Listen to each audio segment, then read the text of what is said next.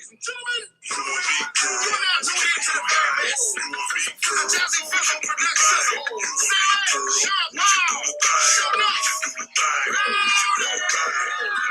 like me, I kinda dig it, so I did my thing for her. She joining with me, now we getting groovy, hotter than jacuzzi. So shorty, won't you slow it down?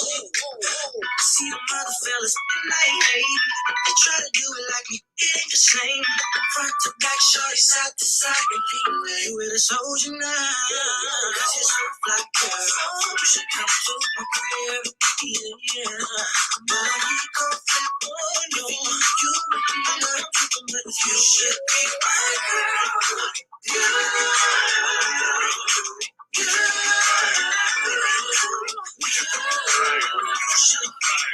should be my girl. You should be my girl.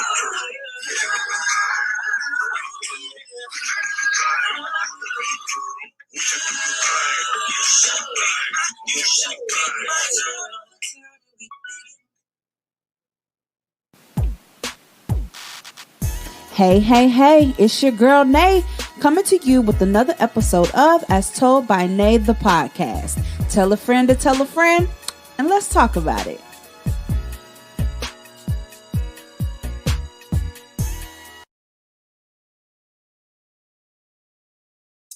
Hey, what's up, y'all? Happy Thursday. Hope everybody's doing great today. Hope everybody's in a good space.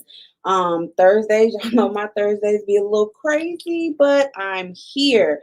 New month, new lineup for this month. Last month we hit on mental health awareness. This month we're gonna kind of keep with the same theme a little bit, especially for today's episode. But moving into this month, I kind of wanted to do some fan favorites, some run it back, some redos, all of that good stuff. This particular episode is very important to me because I have asked since the beginning of me doing the show, and at this point I've been doing it for about 3 years, for a male participant to be open and willing to do like a live therapy session with me. I've gotten so many, reservations behind it, so much hesitation, and it all stems down to the ideals that make up masculinity. At least that's what I'm getting from it. So I've got somebody that has agreed to come on and have an actual therapy session with me. We've talked a little bit about his situation prior to him coming on. So I just want to give you guys this disclaimer.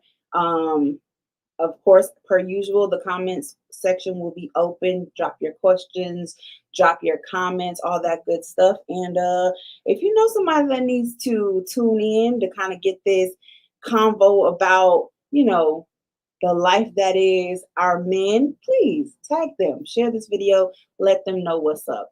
If I had to give tonight's conversation a title, I would call it Black Boy Joy. And we're going to get into that. I'm going to go ahead and get my guest on for the night, Jason. Hey, what's up, everybody? How you doing? Thank you for having me. No problem. How's life going? It's going, ups and downs, all a part of the roller coaster that is life. These are the facts. Real quick, though, before we get started, I just want to ask you, if you would, real brief, kind of let people know who you are, give them a little bit of information about you. I'll definitely give you some time at the end to talk a little more about, what you've got going on. But for this piece, it's just more of just like an introduction. Okay. Well, I'm not one or two my so I won't be long. But yeah, I'm 33. I live in Tallahassee. I've been here for school. I do a little bit of customer service work. I'm a generally all around happy guy.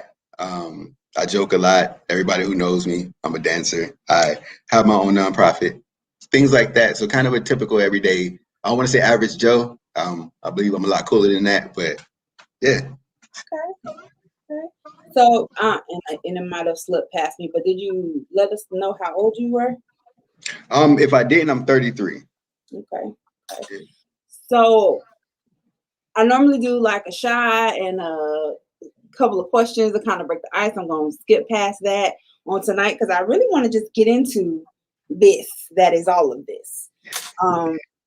So jumping right into it, first I want to ask you, have you ever gone to therapy before? Is this a new idea to you? Is this like what was your mindset behind saying, okay, I'll be open to do this?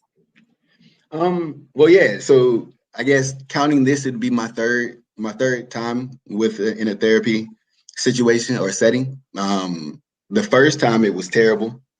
I think my therapist was falling asleep on me Oh a couple no. times. Yeah, I need glasses, so I couldn't really see across the room, but it definitely like she was dozing off on some of the things. So it had me feeling a certain type of way, like, oh well, maybe I am too much of a burden, too much of a problem. I'm boring her with my stuff. If my therapist don't got it, it doesn't is not interested, then who will be?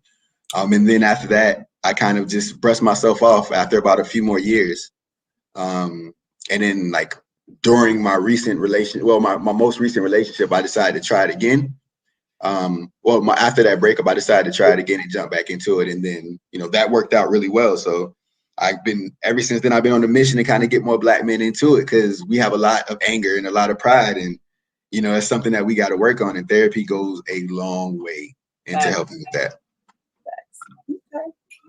So you're not new to the idea, um, and you're actually for the idea of therapy. Full support, 100%. Okay, cool. So, you know, typically I would go on to let you know that what we discuss is between you and I, and but that's not the case here. So I do appreciate you being open to sharing with the world, your thoughts and your feelings surrounding everything that we're about to go through tonight. Um, Absolutely. but it is a safe space. I do want to tell you that piece, and at any time, if there's any point that you don't feel safe, let me know, and we're moving on. Okay. I got you. All right. So this is kind of like our second session, because we did chop it up and give me a little bit of a background about you prior to coming on so that we could do this. Um, and I know that you kind of wanted to move into a conversation about trauma, how that resolved and unresolved kind of shape of your human experience, from childhood into adulthood. I don't know how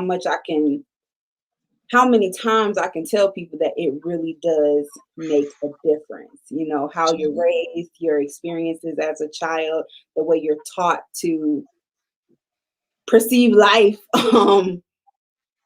It really shapes who you are as an adult, and you can't get away from that.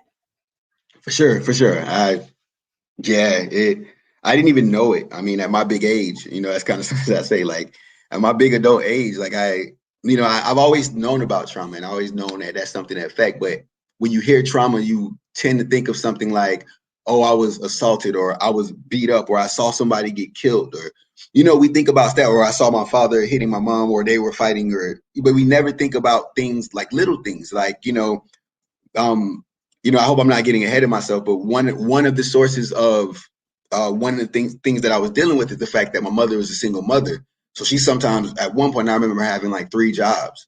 Um, so she wasn't able to be there, and I'm the youngest of 3 boys by 4 years. So like my older 2 brothers was off doing their own thing, and here I am just a baby, too young to be out of the streets at night. My mom, and no one was there, and it's not because no one cared, but everybody has their own lives, and something as little as that can trigger or can plant the seed for something down the line that can just turn your whole world upside down. And it's not something that's immediate all the time. It's something that can always be, that it's something that can be lying in wait until you get that right trigger and then boom, so yeah.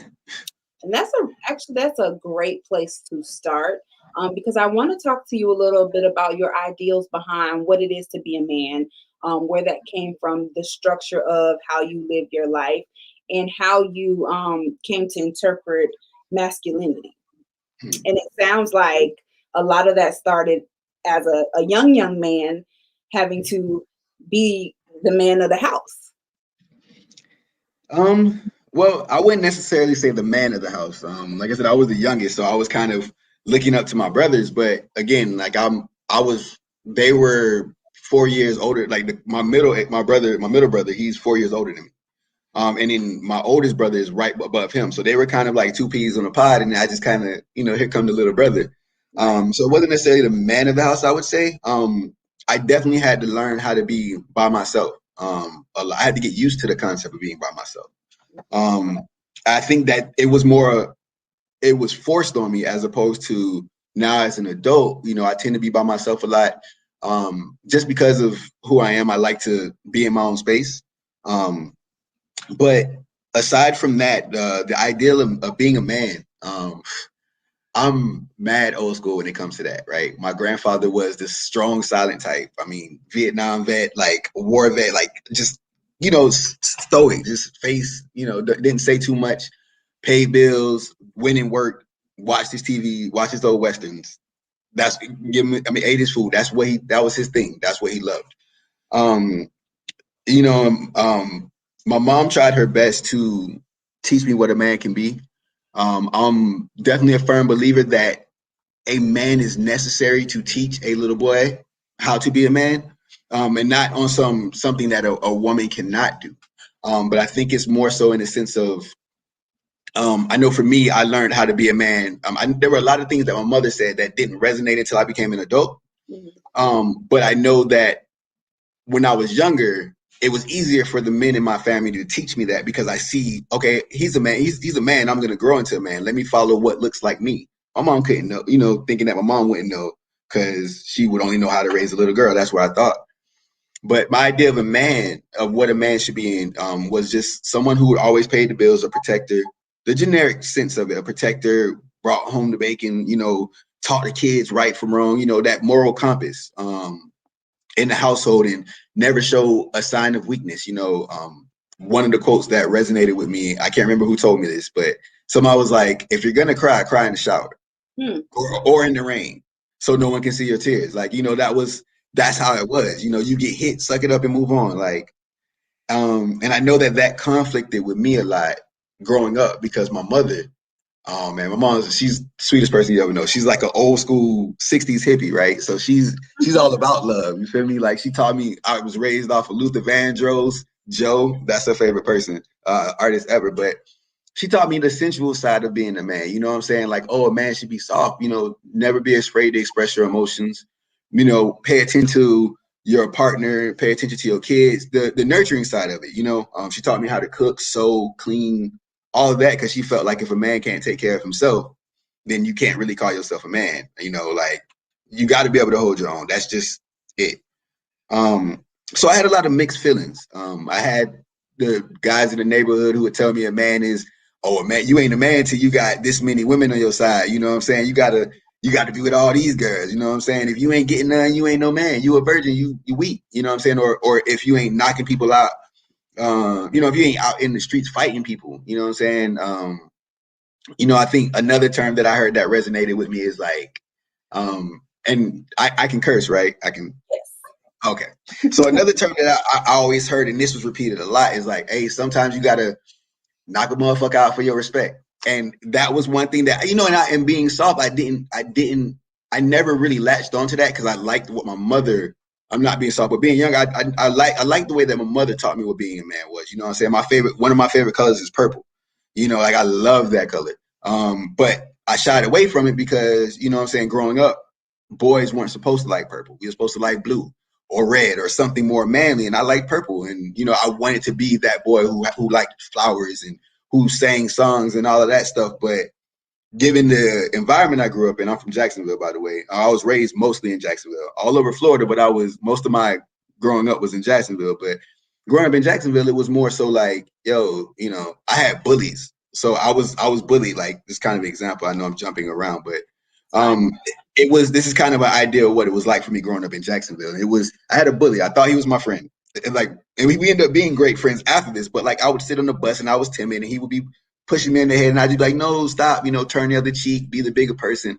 And honestly, it was just one day I was over it and we fought.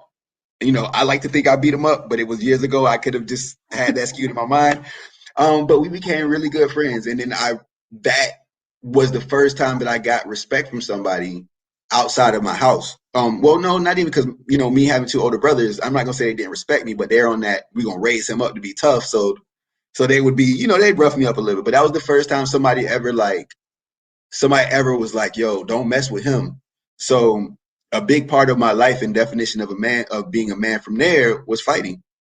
Um, and I only recently realized that that seeped into other parts of my life, but I always, hey, you got to fight, never yield, don't back down. If it's an argument, if you're out here, if you're physically fighting or whatever the case may be, like never say die. Like unless you're the winner, if you get beat up, keep coming back and fighting them. So I thought that a man was just someone who was just okay. Well, at that point, yeah, this is what a man is: someone who takes what they want. So if you don't give me respect, I'm gonna take it. If you don't like it, I'm gonna fight you for it. And if you want to go 10 toes in it, we can take it there. I joke about having like this hood side, and everybody thinks it's a joke, but like I had to do some really like what I'm saying, some things that I ain't proud of in my past, but I did it because I thought that that's what a man was supposed to do. So in so many words, yeah. Okay. So what I'm hearing is that your ideals of manhood pretty much stemmed around the common understanding of showing strength through violence, gaining respect through violence, showing strength through sex, women, being able to conquer. Your understanding came through not being vulnerable because that was seen as a sign of weakness. Not being too sensitive or emotional, not manly things. And those ideals came from your environment and seeing how other people kind of reacted to manhood. Yeah, well, if I can just add to that, like, yeah, so basically that's the nail of it. But what I was saying, what I had mentioned earlier is that it was a conflict, right? Because my mom taught me that a man can be soft, a man can be, Mhm. firm, but not, like just the right amount aggressive, but not violent. So like I guess there was that duality, you know what I'm saying? Like, and I would see both sides where they would work, but just being in that position, like you said, it kind of started to warp it. So it was like on one hand, I knew I shouldn't be like this. I know that like as a man, I shouldn't like it's not about conquering women. I've always had like a crazy respect for women. My mom made sure, so like when I would see that, like, like well, this is a safe place. So like I know that for example, there was one time, and if my mom's watching this, this is her first time hearing about this, but there was one time where, like I was coming home from track practice in the middle of the summer. I used to run track in middle school, mind you. I think I was in like 7th or 8th grade. And I got home and my 2 older brothers were in there and they had like a lot of dudes from the neighborhood, like dudes that we were hanging out with. And it was like a young lady in there that they were with, and they were kind of running, like having sex with her, a group sex scenario. All right. And they were like, "Oh, little bro here." Like, mind you, just out of track practice, I walked home from track practice, sweaty, hot, middle of the day. Oh, little bro, we gonna make you a man today. You know what I'm saying? Come up and get in here. You know what I'm saying? And like I went in the room because it was like because of the pressure, right? Because of peer pressure, because it was my brothers, and then all the older guys from the neighborhood. So like, I gotta look cool, right? This is my shot.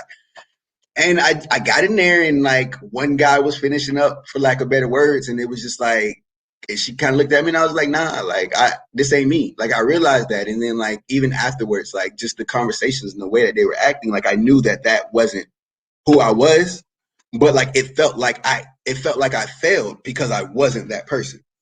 If that makes any sense, like it was like it's like to survive in this world, you feel me? I gotta be this person, but like deep down.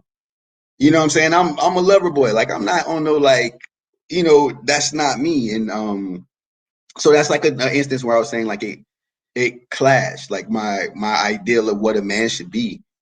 So it's kind of a blend of both of those things, I guess. So, and the reason I asked that question specifically because what it sounds like is when you were growing up, it was more so heavily weighted on your environment, whereas maturing into the man that you are now and through experience, you kind of were able to incorporate both of those ideas of what a man or manhood is supposed to look like. But if, thinking back to growing up, was it more so on the savage side? Um, it was okay. So growing up, I'm gonna say like before I was old enough to be able to run the streets, when I was like, I don't know, 13 and under. That's when like my parents split when I was 10. So around 10, well, around 7 or 8, somewhere in that range. So there was a period of that time where I was, my mom was at work, so I could sneak out and I could be out with the homies. And I would actually get ridiculed for that stuff. Like, you know what I'm saying? There was like, we would have girls in like the group. It would be us, we would be girls in the group, and they'd be teasing me like, oh, you're not cool because this ain't what you do. Like, so they would tell me, like, they would make fun of me for being a virgin. They would make fun of me for never kissing a girl. And they would make fun of me for all that stuff because I was a nerd. Like, I was a straight up nerd. Like, I had Pokemon cards, Yu-Gi-Oh cards, Digimon, you name it. That was me. That's where I really wanted to be. But my older brothers, they were the cool guys in the school. Like, literally, everybody knew them. Like, every time I went to a school after them, I was in their shadow. Like, you Sam and Mike brother. Like, you know what I'm saying? Like, you got to be like them. And it was like, that's never me. Like, I'm trying to be a Pokemon master. I don't care about this, what y'all got going on. You know what I'm saying? But yeah, so I think that more so growing up, it was more, I think it was, I knew what it was to be a man. I was just more so wearing a mask and playing the game because that was the only way that I thought that I could survive. I wasn't comfortable enough in my shell to be able to make that stand. Like, this is what I like. And if y'all don't like it, y'all can kiss my ass. I wasn't there yet. Because of course that's stuff that comes with maturity. As Yeah. you're growing and learning and figuring life out for yourself, it definitely looks like environmental, like for sure. Absolutely. It was. You see somebody winning, like, and when you see that type of person winning, you see like the guys who we would call soft, who are sensual and write love letters and read poetry. You know what I'm saying? Because that was my wheelhouse. I'm a poet. You know what I'm saying? Like, that's me. Like, Summer Moon, and that's me. That's that's all me. But then, like, you see like the dudes who don't care and they selling drugs and they got guns and they're just like, I don't care about you, girl. And they're like, oh my God, he's such a bad. You see that and you're like, you know what? Like, I just spent too much money on chocolates and big old bears to get curved. Like, maybe I should be over here with the bad boys. You know what I'm saying? Like, thugging it out. And I really wasn't about that life. And at that point, I wasn't about that life. And then time went on, and that's kind of where so that side kind of took over. Even though I knew deep down, this ain't how you supposed to be behaving, man. This ain't it. Sure. So let me ask you a question, because you mentioned that your mom and dad split when you were 10. Like, I want to say between, I know I moved to Jacksonville when I was like 10. So I would say somewhere between 7 to 10, somewhere in that range. It was like, yeah. So then what was your relationship like with your father post divorce? Did you continue to have one? Was he around? No. And it's crazy because I was his, like, well, I think I was his favorite. I'm pretty sure I was. Um, so like, yeah, like, nah, he wasn't like, when my parents split, I'll never forget the day when everything started acting like going into action. When we started moving out and everything, my father brought me into a room that me and my second oldest brother was sharing, and we had like a little box of photos, and he just sat me down, and he was just like, I want you to have this, and he gave me a baseball glove. Mind you, prior to this day, prior to that day, I've never played catch with my dad, like, that I can remember. Like, especially not with no baseball. Maybe we threw a football around or something like that. But he gave me a baseball glove and told me that we would play catch with it one day. And he gave me like a box of photos and was just like, here. And then he like made these promises and stuff. And I think that was the last time we actually kicked it. I think he brought me and my brothers back to the house to paint it or something while we were moving. But yeah, it was pretty non-existent until about ninth grade. I was playing football and he told me he was going to come to my first game, and he didn't show up. So that didn't happen. And I think once my freshman year of college, he told my mom, he sent my mom like $600 or something like that when he said he was going to, like, I want to help you support my son. I want to help my son get through college and stuff. And, so that was the extent of it. And I think that like about 5 years back, we actually spoke on the phone for a while, and that didn't turn out well. So yeah, I guess it was spotty, but the times that they were there for him to come through, the times we did talk weren't the best. So did you have a constant male influence in your life, or was it just your older brothers? I don't think that I did. I mean, I had some people. I think the most consistent that I had a mentor at one point Buddy just up and disappeared. I don't know where he went. He was like, I'm gonna get you an art set. You like art? I'm gonna get you an art set. I was like, yeah. He was just like, I bet I got you next time. And he ain't never come back. I don't know if he got fired. I don't know if he quit. Yeah, this was in like middle school. I think I was at no, I was at elementary. It was Ridgewood Park. Okay. But yeah, so that was the thing. And I know that my uncle, my father's sister, my aunts on my father's side, they were a great support system. For me and my mom, for my brothers and me, myself and my mom. And one of their husbands, he became kind of like a surrogate father for a little bit in Jacksonville. We kicked it a lot. He took me to my first football games, things like that. But our relationship got kind of rocky too. I think that, well, not I think that, I think, I think that our relationship started going downhill. He was a pharmacist, so he was like, had money and he was like rich. I think the coolest thing I've ever seen anybody do was him. He ordered a car over the phone, like an Infinity. It was just like, yo, like I want this. And they brought it to him and the dude didn't even have a ride to get back to his job. Like, I'm like, you know what kind of credit you gotta have to have somebody stranded to get you a car? Like, but yeah, I think that our relationship had declined because he went to fam. He also went to fam. He pledged alpha and everything. That was my goal. Like I was like, I'm gonna be an alpha just like him. Beta knew all the way. Like, I was on his hip. Like, and I think that when he got there, right before I left, I told him I wanted to play football. Now, if you've seen me in person, I'm like 5'8". I'm not college football height, but I had like, what I'm saying, I had potential. I could have maybe, but he told me, he was looked me in my face and was like, "You're not tall enough for football. You can't play football. You're never gonna make the team." And I think that even at that point, I was like 16, 17. No, I was actually a little younger than that. And I at that point I even knew like, yo, like I don't know if I like this guy anymore because like, what I'm saying, don't never let how you gonna just crush my dreams? You never even seen me play. So that was about the most consistent I've had, I guess, in my developmental years. Growing older, I've had like, OGs talk to me and things like that, but nothing like at those points I was already to the point where I was like, look, y'all crazy. I'm gonna just do this trial by error and figure it out myself like y'all did. And the crazy part about it is the reality of, development is that we're supposed to be guided in those early stages. We're supposed to have that representation, and we're supposed to have that teaching of what our role in society looks like, what our role in our families look like, what our role as individuals look like. And Absolutely.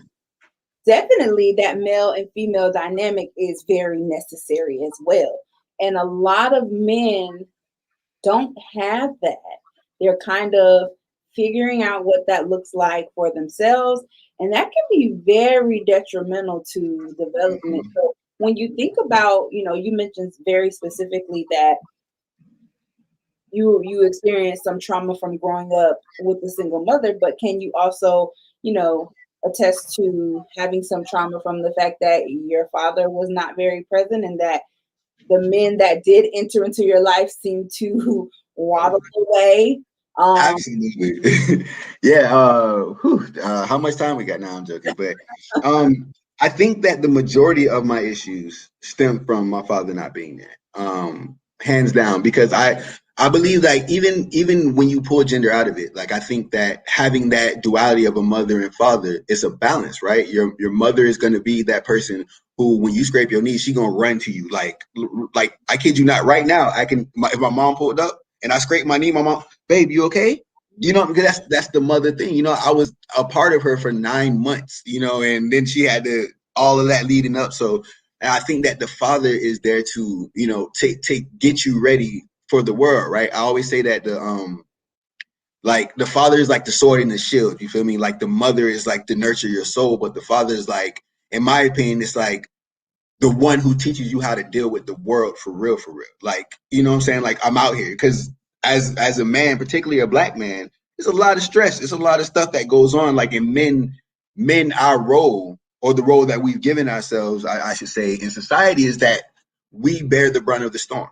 That's where we placed ourselves in front of all of the danger. So we know about the crazy person with the road rage. We know about, that snake that might be under that bucket. Like we teach.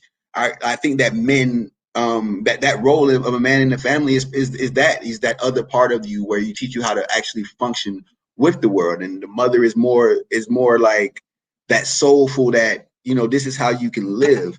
This is how you live in day to day. And the dad is like, this is how you handle the world, and you put those together, and hopefully you get a solid person out of that. But with me, not having a father there, I didn't learn things like controlling my emotions. I have my father's temper, and he wasn't there to show me how to handle it. I don't even think he had control over it. We say this in our family that, oh, that's that man temper.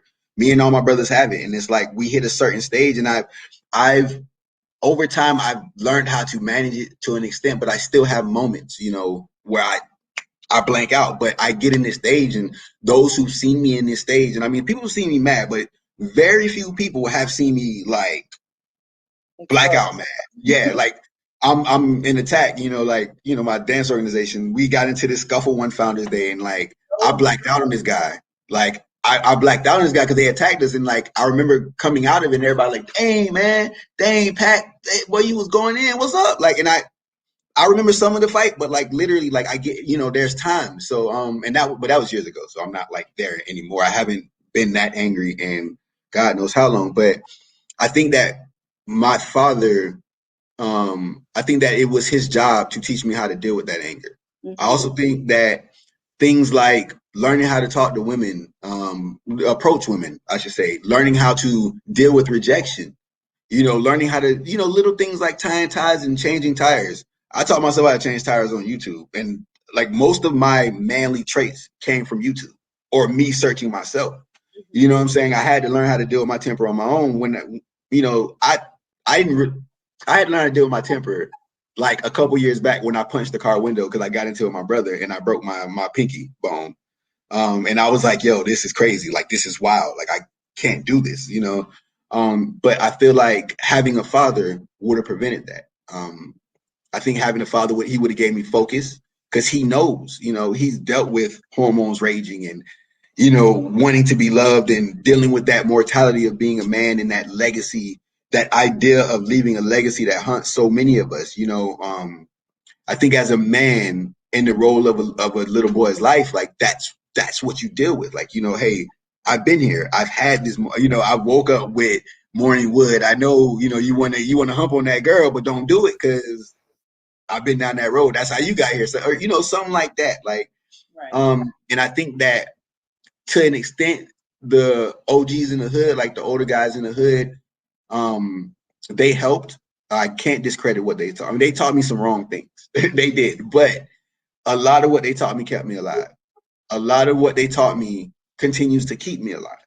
And I'm serious. I'm not talking about like some metaphorical stuff. Like I would have been dead had I not met those people. And so I don't know. Like I think that they did the best that they could too. Like they were in the same boat. Like no father. I don't remember meeting any of their fathers. Like hearing about any of them. So I think that I think they did the best that they could with what they knew, and it's really like not having a father will really have us out here and have so many men out here on trial and error, like trying to figure it out, thinking about what we know, going off of our emotions that we don't know how to control. You know what I'm saying? And and therein lies the problem, because most of what, like, I'm really emotional. I am. My ex will tell you that for days. Like I'm emotional. Like I talk about my feelings. When I'm mad, I'm mad. When I'm sad, like tears, all of that. And I think that learning how to control those at an early age is pivotal to development. Like I think that not that handicapped me.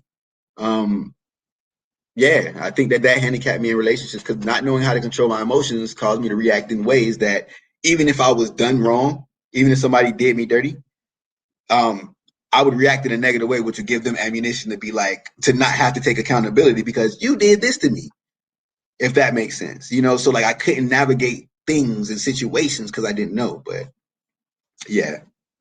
So the place that you're in now, do you feel like you have truly processed those childhood traumas stemming back from, I know you said you would talk to your father, it didn't really go well. Was that your attempt at trying to come to terms with what was and process that, and where you are today at 33, do you feel like you've done that? Absolutely not. I have a long ways to go. I have a long way. I don't think that I don't think that these are things that are gonna leave me. I'm not even gonna lie. I think that I deal with abandonment issues. I deal with what is it? Anxiety, abandonment anxiety, or something like that. Attachment anxiety. I think that's what they said. I think that's what the term my therapist used. But I deal with a lot of those, and I think that recognizing it is definitely the first step. But I have moments. I have moments where I don't, nah. Yeah, no, I did. I haven't resolved them. I know of them. A lot of those things I have resolved. Like I know my triggers. I know how to avoid them. But this at this stage, I'm still an infant learning how to walk. Like, I get a lot of credit for being emotionally mature. And I am in a lot of situations, but the one thing about myself I haven't mastered is that rage.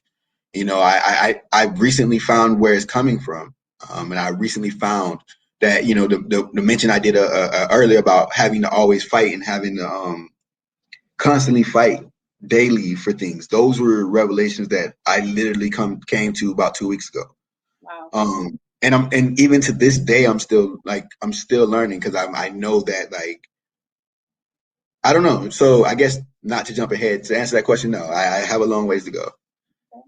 And I just want to, in this moment, commend you for even having the drive to figure out what is this? What is this that I'm doing? What is this that I'm giving off? Where is it coming from? Because what we see a lot of times in just this whole masculinity thing, and more so with the African American community, is that even soul searching, even trying to figure out this stuff is seen as being too vulnerable. Why does it matter? Don't get attached and figure out what these emotions mean and all of this. Just suck it up, do what you got to do. The man thing is to bottle it up, hold it in, don't trust nobody, not even yourself, and Oh, just figure out life. But I definitely want to, tell you that I think it's very brave for you to even go to therapy and try and figure out what all of this means for you.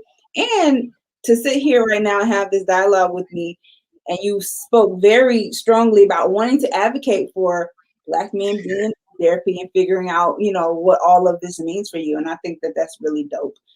uh, Um, thank you. If I could add something, I know were you about to speak? I'm sorry. go ahead. Okay. Yeah. I mean, I just kind of a thing about that. I just a little tidbit about that is like, yeah, I being in my 30s, I'm at the point where I want to be. I want to be ready to to start a family. You know what I'm saying? Like I want to get into that soon. You start thinking about your mortality a lot. I'm convinced that men have a biological clock if that hasn't been proven already, but I don't know. But I think that one of the Women be clocking that thing, but men seem to feel like they're gonna live forever and they you know got what? Then time. I might have picked that up from my mom then, because like lately I've been feeling like that. Like I don't want to be 58 with a 2-year-old. I don't have that type of patience. There's not enough patience in the world. I've been around 2-year-olds. I can't do it. Arthritis and nah. But I think that largely the biggest driving factor, well, one of the biggest driving factors behind that, well, two of them, I should say. The first one is that I'm tired of it messing. I'm tired of not dealing with my trauma. I'm tired of not dealing with my issues and it affecting my relationships. And it's like I would see it to where I'm like literally, it's almost like I'm a backseat driver sometimes too. Me just going off the handle about something, and then when it's all said and done, I'm like, why in the world did I just trip out about that? And those are the things. That's when that trauma sneaks in. It just kicks in. It's just like, haha, I'm here, and then it dips out, and you don't even know what happened. The second thing, and this is the last thing about it, is that when I have my kids, I don't want them to go through the same stuff that I went through. I don't want them to have to deal with that man temper. I don't want them to be, especially if I have a little boy. I don't want him to think that anyone owes him anything. I don't want him to feel entitled to women. I don't want him to feel like his way to get stuff is by beating people up. And those are things that I have to overcome, and arguing and fighting and all of that stuff. So I think that those are important, and that's the strength in doing that is more so, man, is like some of the most manliest thing I could do, like you could think of, like thinking about your family and your future family, and making yourself better for a family that you ain't even create yet. In my opinion, that's devotion. That's a man. That's a husband and a father. I prepared myself for this family, and now I have my family so that my family can be strong and successful. you know what I'm saying, and live this and traverse this world without issues. I think that that's one of my main motivators, I should say. And that's what's up, because one thing that I always tell my clients and just anybody that I'm having conversations with about getting to a place of understanding and processing your stuff is that, that cliche saying, hurt people, but it is so true. It is. It Just is. cycles that just continue and continue and continue has to stop somewhere. So I think it takes so much courage and so much strength to be like, I'm going to stop this right here with me. I'm going to figure this out so that I don't pass this trauma and generational garbage on to my kids so that they can grow and be healthy, have normal childhoods, and feel like they, grow into society undamaged.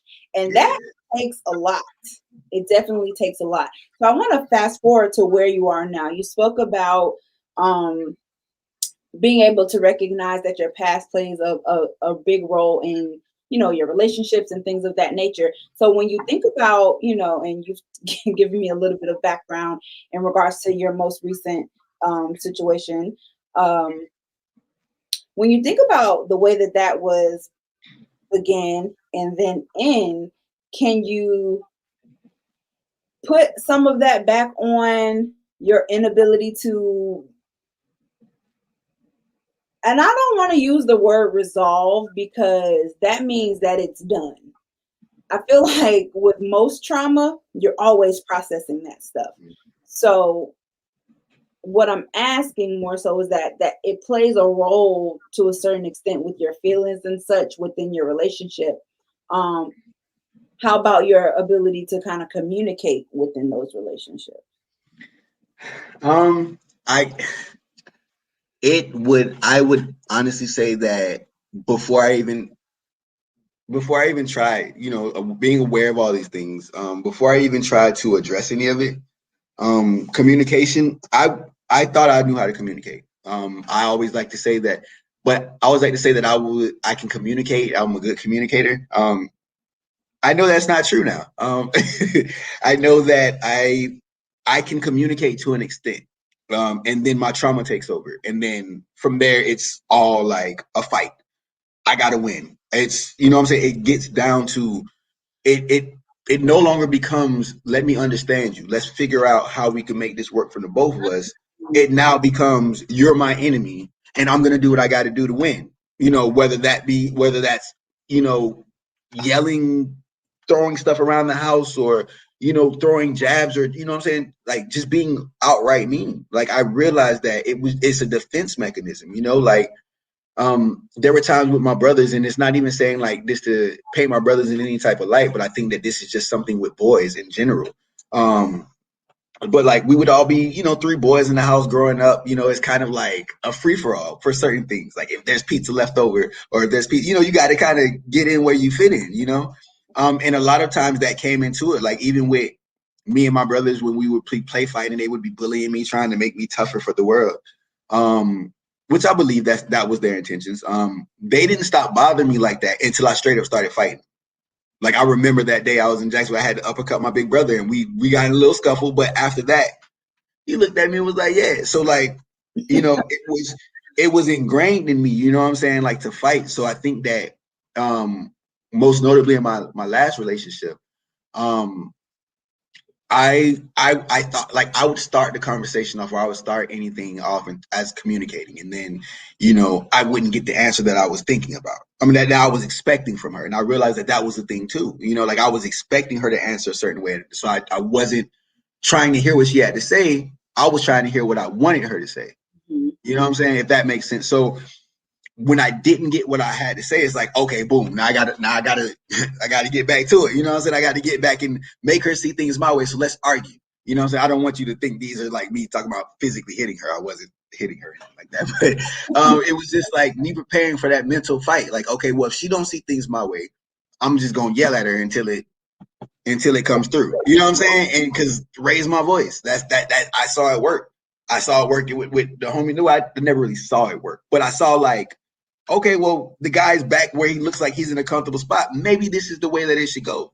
or just me even being in the trauma, thinking about like if I lose this fight, like I think that one thing I learned, and like learning about my mental health is that um I guess there's a term, and I got now I'm not gonna lie, I got this from like talking to like being in therapy rooms on Clubhouse and stuff. Like I looked up the therapists and made sure they were actual people and not like somebody just saying things. That's a very helpful resource, by the way. Clubhouse is great, especially for things like that. But and for people who can't afford it, I should say. But if you can afford a therapist, I'd recommend going into an office. But yeah, one thing I was in a room and they were talking about escalators and de-escalators in relationships.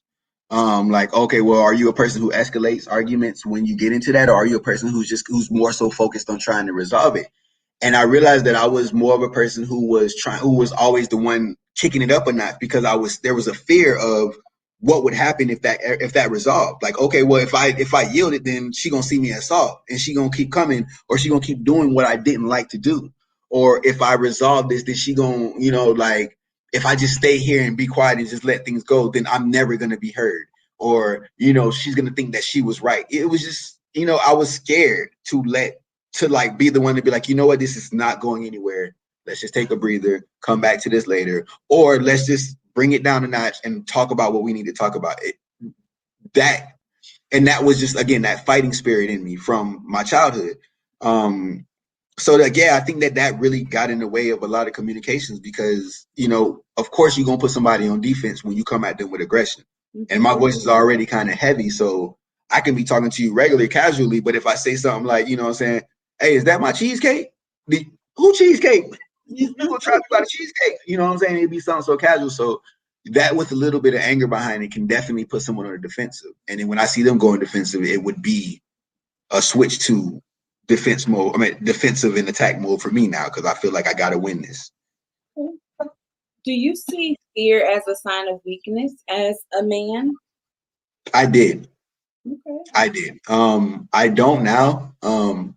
I'm a big science buff too, so that kind of helped me too because fear is a response that keeps us alive.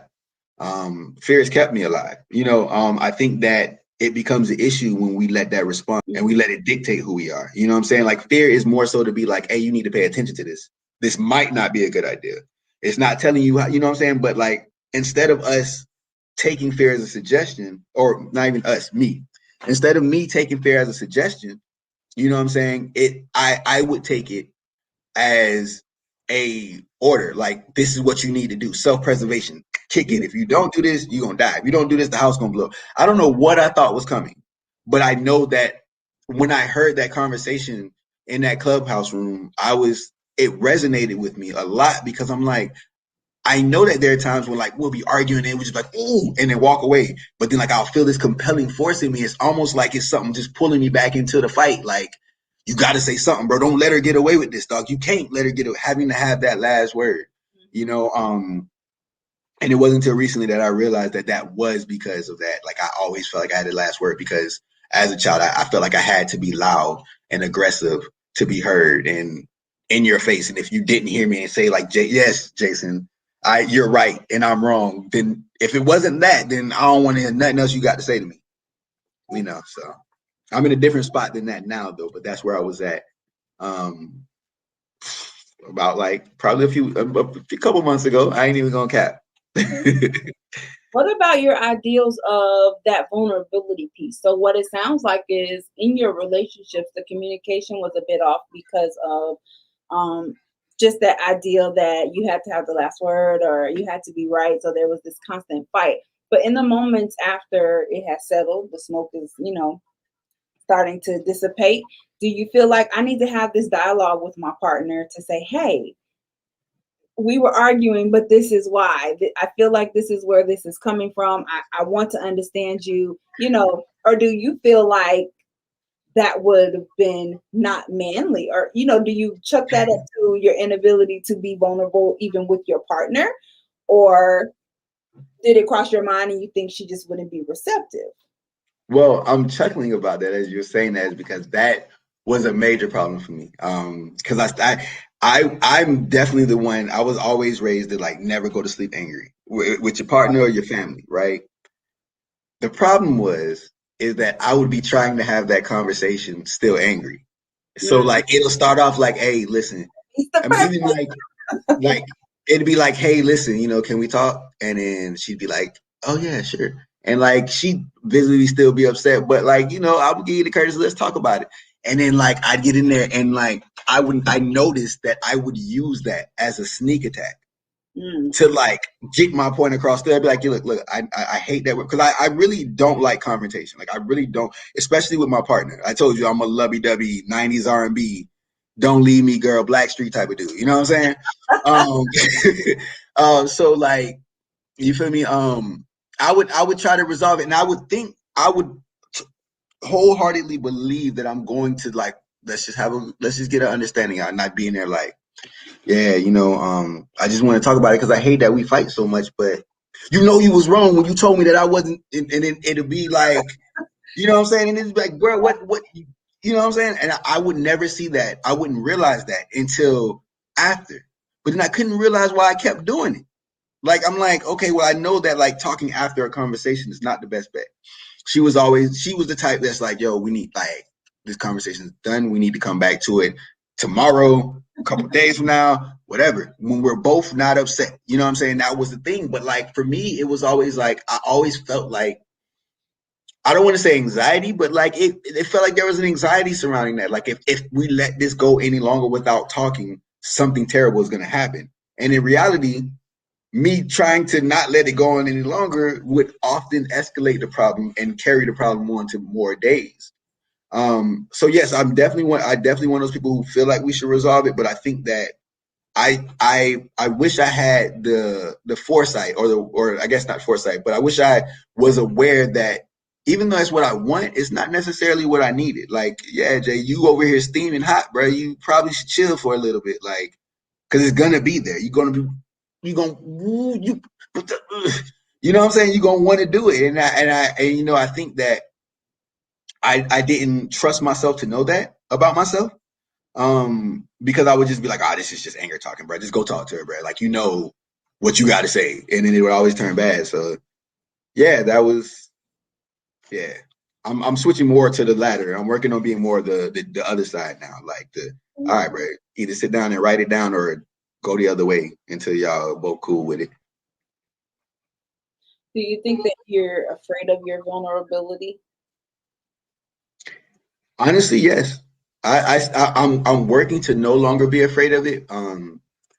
But I think that I've had so many occurrences where, in past relationships, I was vulnerable and it came back to bite me. Like where I would be like, oh, well, this is something that happened to me. This is something that bothers me a lot. And then they would do it, or we're arguing and it'd get thrown back in my face. Or like I've even had partners tell me straight up that I was too much. Like, yo, you got too much going on, which I don't necessarily fault them for. Because we all got our stuff going on and no one should have to feel obligated to deal with somebody else's baggage. But yeah, like I think that the culmination of those things gave me the impression that, that generic impression that most men, particularly black men, feel that no one really cares. But I don't, and I believe that no one cares, but not in that sense though. Like I think that no one cares, not because they're like, hey, fuck that guy, I don't like him. I think no one cares because it's like we all have a shit show going on. Like we all have stuff going on. You know what I'm saying? Like I said, one of the things that with one of my exes that I was dealing with, her job was hella demanding. Every day there was a fire. Every day there was something going on. She, issues with family, issues with other friends, people, homies. My mother, she dealing with her own things. My brothers are dealing with their own things. So I think it's unfair to be like, for me to have resentment in those situations, but it's hard not to.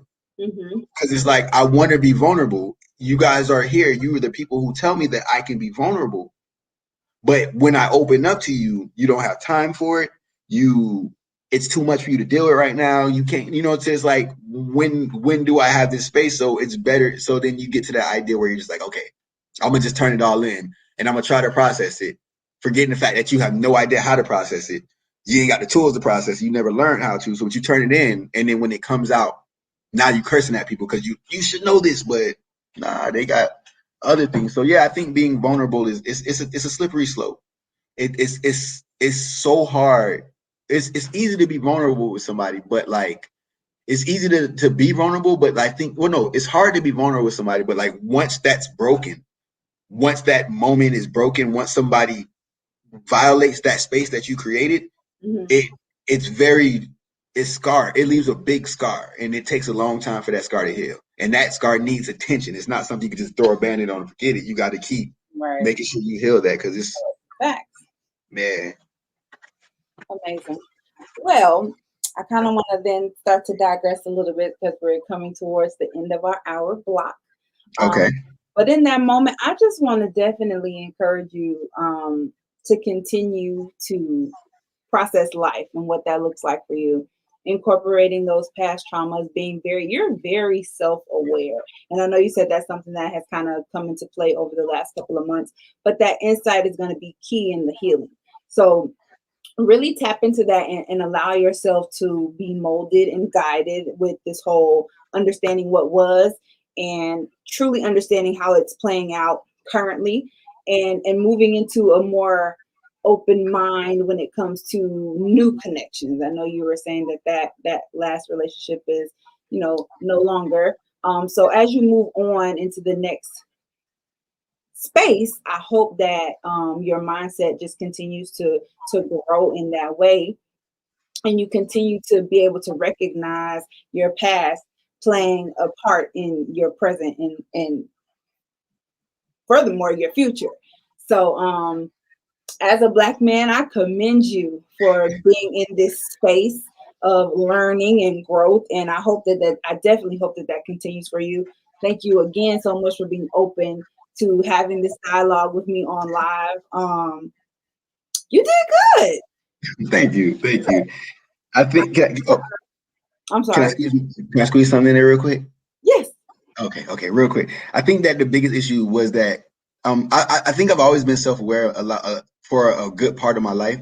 I think the issue was that I was never confident in that self-awareness. I think that I would know so I would sense something about myself or I would sense something about someone else, and either I was gaslit into believing that I was wrong or like or like I never found the truth out, like and it was just like and so then I would doubt myself, you know what I'm saying? So like I feel like these are factors that have always been there. And I think for a lot of us, that's the case.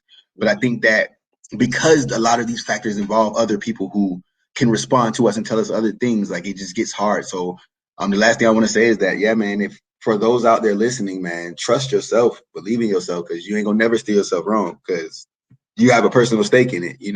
Or you can steer yourself wrong when you're unsure, get help. I mean, seek help, but let me not leave it at that. But like, you know what I'm saying? Like, if you feel something and it's nagging at you and it's a gut instinct, then it's either something that's true or it's something worth investigating. Either way, you owe it to yourself to figure out why yourself is trying to tell yourself about something. I could definitely If that makes sense. Yes, and I can definitely agree with that. A lot of that self confidence, we're groomed to feel that way as children, and there's only so much that female presence can bring. That's why I think it's so important for both of those dynamics, both male and female influence, to be in that developmental stage because it really teaches you how to hone into who you are, invest in yourself, and really to trust that you've got the tools to make it do what it do. When you're kind of figuring that shit out on your own, when you become an adult, you got pieces of all kind of stuff, and you just kind of carrying it around, sorting through, trying to figure out what's gonna help me in this situation. And ain't nobody trying to hold your hand. And that's tough. That's definitely tough. Before you get out of here, though, can you go ahead and let people know you had mentioned before you have a nonprofit and you got some other stuff going on? Let people know where they can find Yeah, you. yeah. That's good stuff. Absolutely. So yeah, I am the founder of a nonprofit organization called Dreamers Network. We've been a little quiet lately. But the goal of Dreamers Network is to help college students traverse the hardships of college, mentally, physically, emotionally, and financially, and academically. I'm sorry, mentally, academically, and financially. We try to provide a safety net for college students. We have social events, and the profits from those events go into helping aid. Like we have some events coming up. So we have some events coming up. I'm gonna drop my Instagram and stuff in a second. But big announcement coming next week. But we're trying to do some book vouchers for this coming school year. We are working on actually peer like counseling and stuff with some graduate students, kind of setting up a program where we can offer like a little sample of it to kind of refer people on that want to go further, let them know that therapy isn't scary. Mhm. And then we have like, we're working on a lot of things, like a lot of academic and tutoring programs and stuff for college students. So it's something big that I've really been working on for a long time. My sophomore year, I was homeless, and nobody was there to help me. The only way I can get help was to have a loan called the Save a Student Loan. And a faculty or staff member I had to sign for that, co-sign for you. And as a sophomore college student up here by myself, not knowing anybody, like that wasn't an option for me.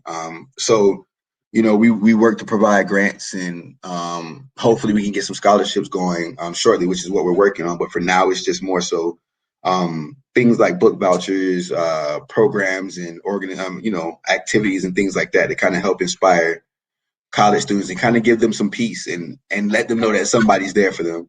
That's amazing. Thank you. Okay, Jason. You know.